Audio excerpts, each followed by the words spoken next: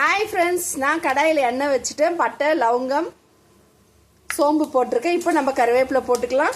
கொஞ்சமாக onion mix பண்ணிக்கிறேன்.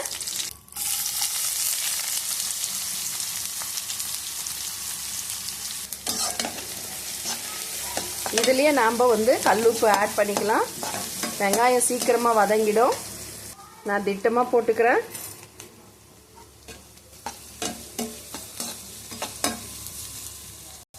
தேவையான அளவு இஞ்சி பூண்டு பேஸ்ட் போட்டுக்கிறேன். என்னடா என்ன ரெசிபினே சொல்லாமல் போடுறாங்களே அப்படின்னு நினைக்காதீங்க. போட்டி தாங்க, சும்மா ஒரு சுக்கா பண்ணிக்கலாம் தான். நான் வேக வச்சுட்டு நல்லா க்ளீன் பண்ணி நான் நல்லா வேக வச்சுட்ருக்கேன். ரெடியாக கட் பண்ணியெல்லாம். இதில் நம்ம தக்காளி போட்டுக்கலாம். தக்காளி ஆட் பண்ணிக்கிறேன். நல்லா வதங்கட்டும். நல்லா வதங்கிடுச்சு. இப்போ நம்ம போட்டியை ஆட் பண்ணிக்கலாம்.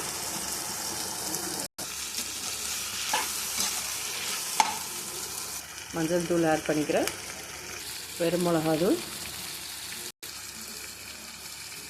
குழம்பு மிளகாத்தூள், தனியாத்தூள், வெறும் தனியாத்தூள் இப்போ போட்டுக்கிறது. பெப்பர் தூள் போட்டுக்கிறேன் கொஞ்சம். போட்டி ஃப்ரை சுக்கா பண்ணுறேங்க, சூப்பராக இருக்கும்.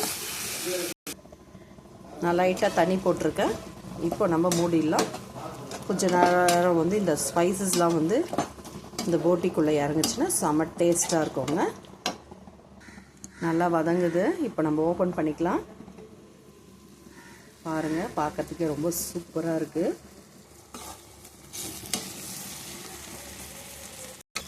கொத்தமல்லி போட்டுட்டேன்.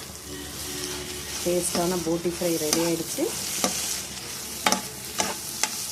நல்லா மிளகா சில்லி சாம்பார் வச்சுட்டு ரசம் வச்சுட்டு சாப்பிட்டா செம்ம டேஸ்ட்டாக இருக்குங்க ஃப்ரெண்ட்ஸ். இந்த மாதிரி நீங்களும் செஞ்சு பாருங்கள். ரொம்ப ஈஸியாக இருக்கும்.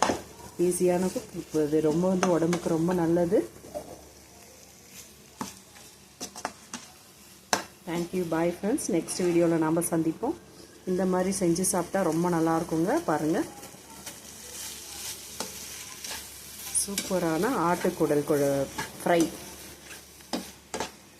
தேங்க்யூ, பாய். நெக்ஸ்ட் வீடியோவில் நாம் சந்திப்போம். Bye friends.